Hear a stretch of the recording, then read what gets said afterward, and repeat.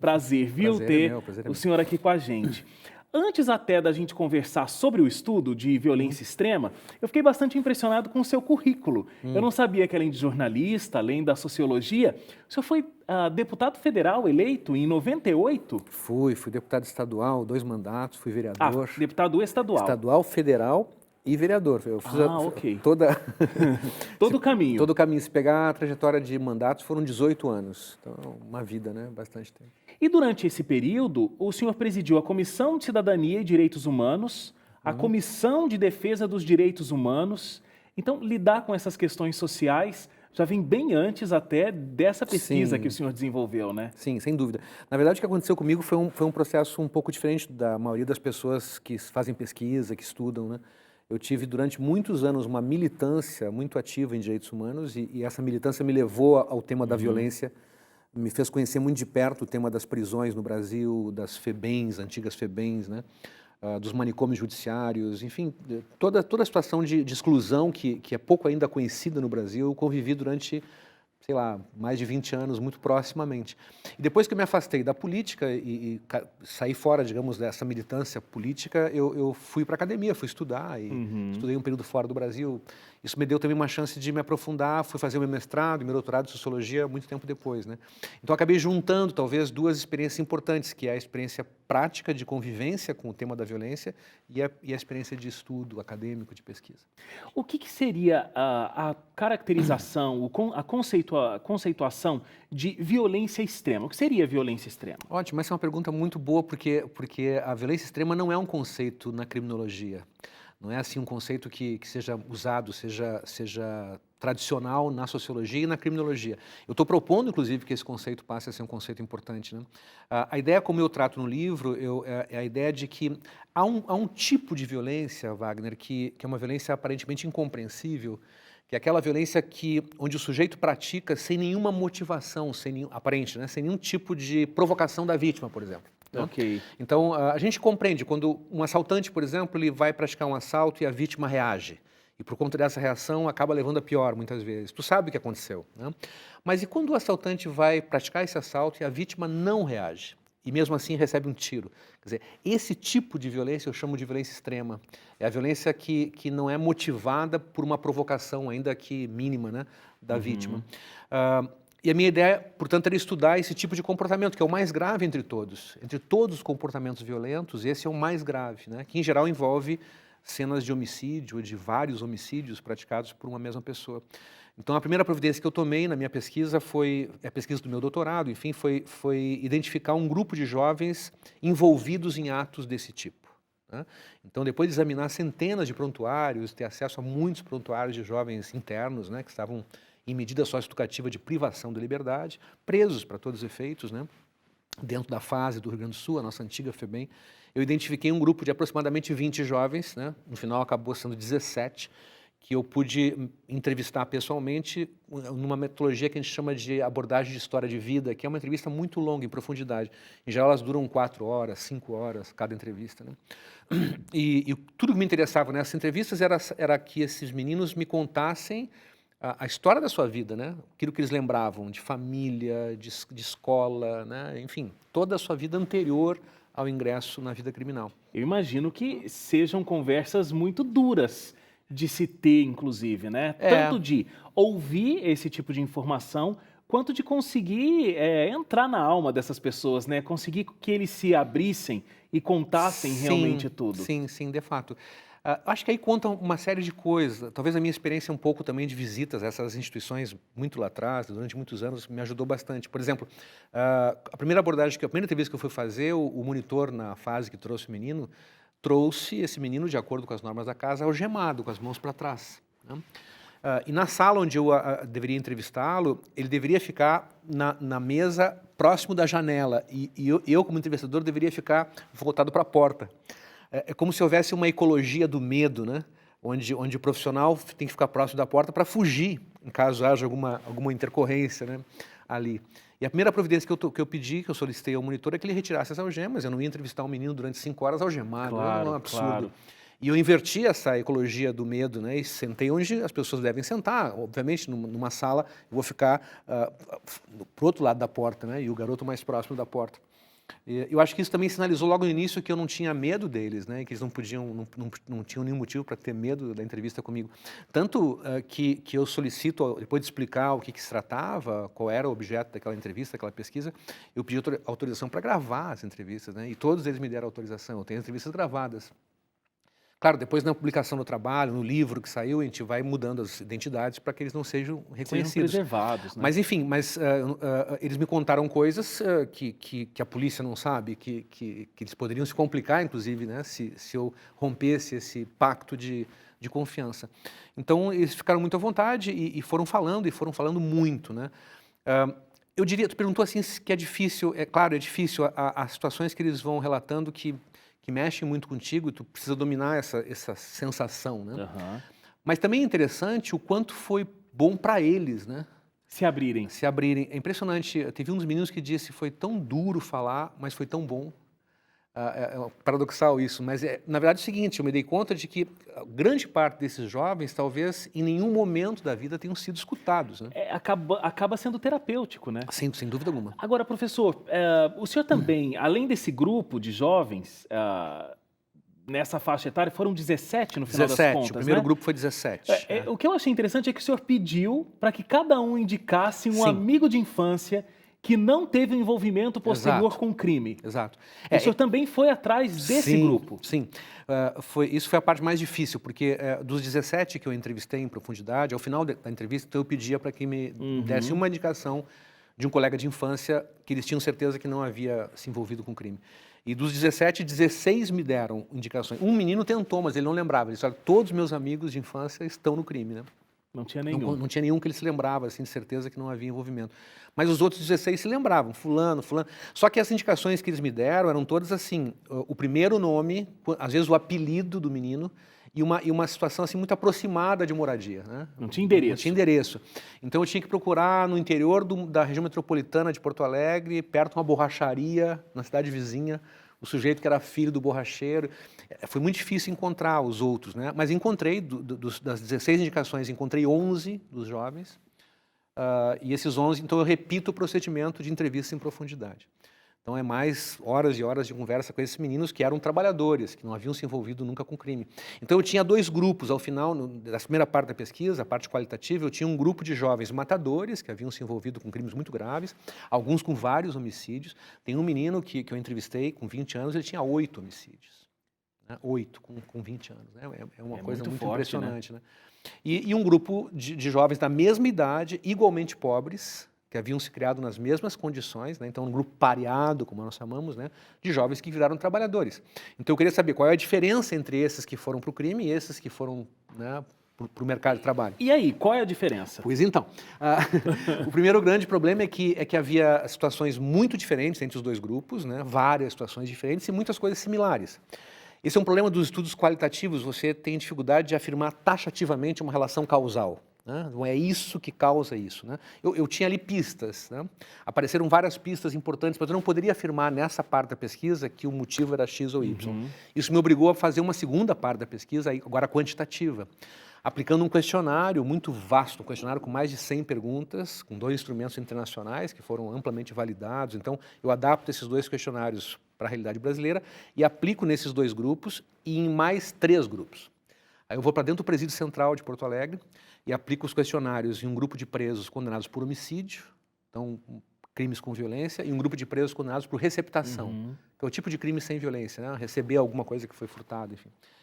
E vou para a periferia de Porto Alegre, numa região da periferia de Porto Alegre, numa escola pública, e aplico mais esse questionário para um grupo de jovens, homens, da mesma idade, que estavam estudando normalmente.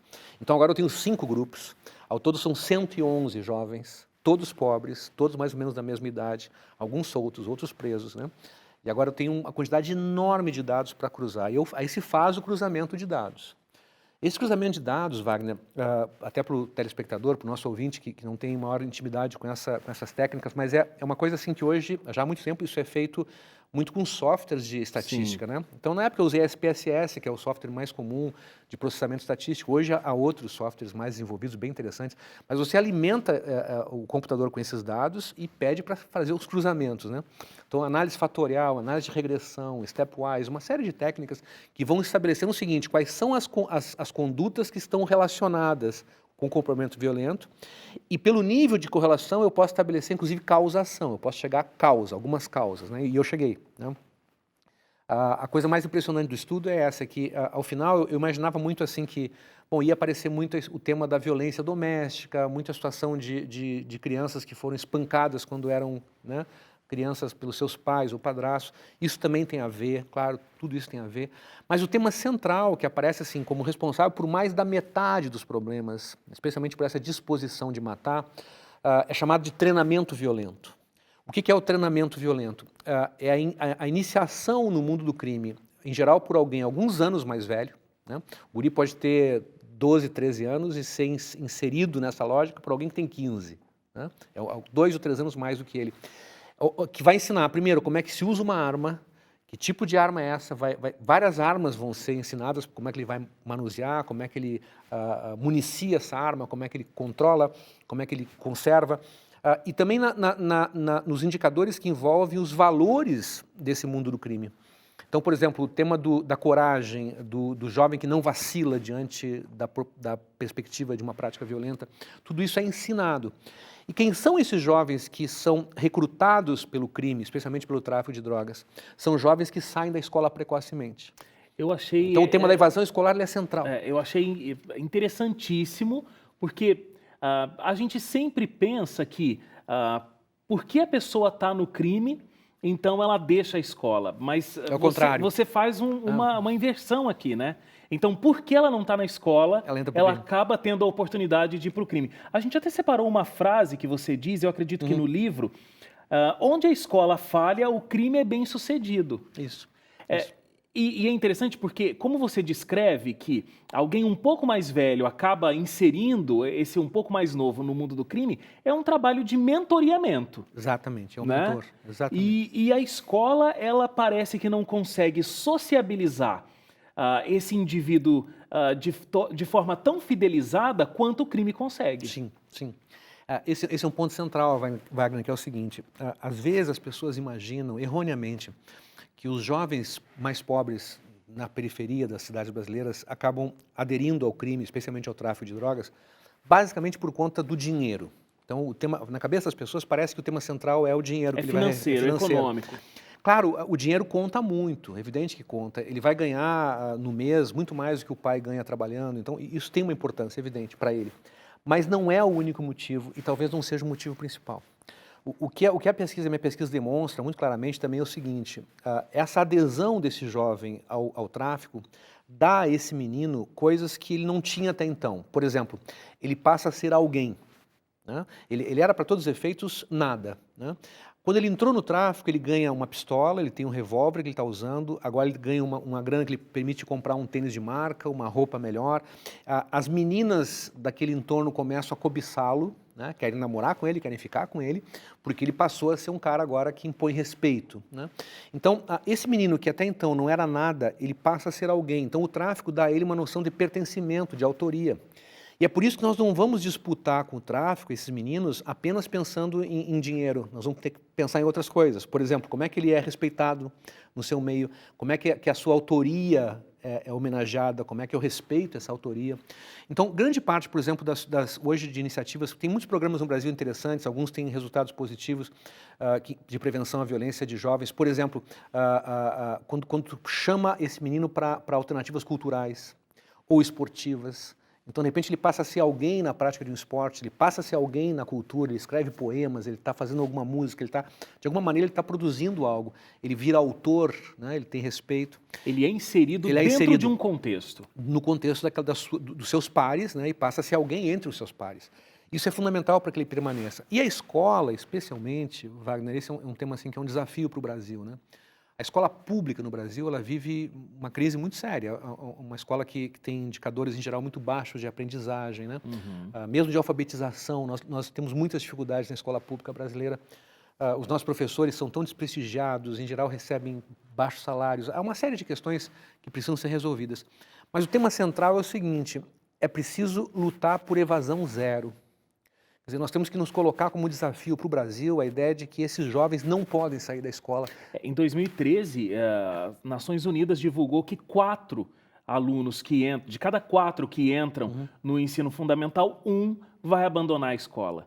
É um número altíssimo, altíssimo, né? Altíssimo. E a gente não sabe bem exatamente, porque hoje, inclusive, por uma norma do Ministério da Educação, que eu achei particularmente uma coisa despropositada, mas se considera no Brasil hoje evasão o jovem que sai da escola na metade do ano, quer dizer, que vai embora. Mas se ele acabar o ano e for reprovado e não voltar para a escola, isso aparece como reprovação, não como evasão. Mas também é evasão. Então esses números são muito maiores, talvez sejam maiores. Então é preciso ter claramente, é preciso levantar primeiramente isso em cada município. Isso é um desafio, inclusive, para os prefeitos, para as prefeitas no Brasil, né? Saber no seu município quantos jovens saem da escola, quem são esses jovens, que idade eles têm, onde eles estão. De tal maneira que a gente possa ir atrás deles, inclusive, em busca ativa, né? Que haja um programa de busca ativa desses jovens para trazê-los de volta às oportunidades de ensino formal, à escola, né? Isso faz uma enorme diferença com relação ao crime. Eu costumo dizer sempre, nos Estados Unidos, se você pegar o perfil dos presidiários norte-americanos, pega assim, as prisões americanas, os Estados Unidos é o país que mais encarcera no mundo, mais de 2 milhões de presos, né? Mas o curioso é que você pega esse número enorme de presos, você vai ver o seguinte, tem uma linha de corte. E essa linha de corte é a escolarização. Nos Estados Unidos, quem conclui o ensino médio, no caso deles é o high school, né? Quem conclui o ensino médio, em geral, não vai cair na prisão, né? É para baixo, né? No Brasil também tem essa linha de corte, só que ela é mais embaixo, ela é no ensino fundamental. Ainda no fundamental. No fundamental. Concluir o ensino fundamental, ou seja, ter 9 anos de escolarização, pode ser a diferença para a grande maioria entre ser preso e não ser preso. Porque, claro, talvez a pessoa com pelo menos o ensino fundamental ele tenha alguma condição de empregabilidade.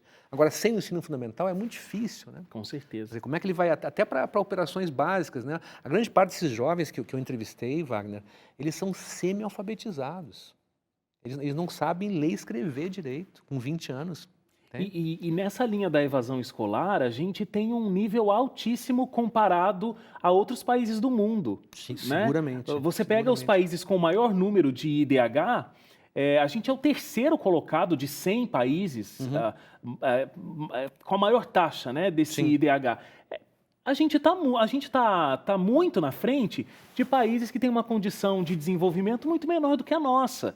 Então, realmente, a gente tem que olhar para a educação e a gente tem que encarar isso como uma coisa séria, porque o teu estudo ele só vem trazer mais essa questão importantíssima. Até casos de violência extrema, eles estão atrelados a essa evasão escolar. Sim. Então, quanto mais eu consigo deixar esse adolescente, esse jovem, dentro da escola, menor vai ser a incidência da vida do crime. Mais protegidos estaremos todos. Mais protegidos estaremos todos, exatamente. Essa é a questão.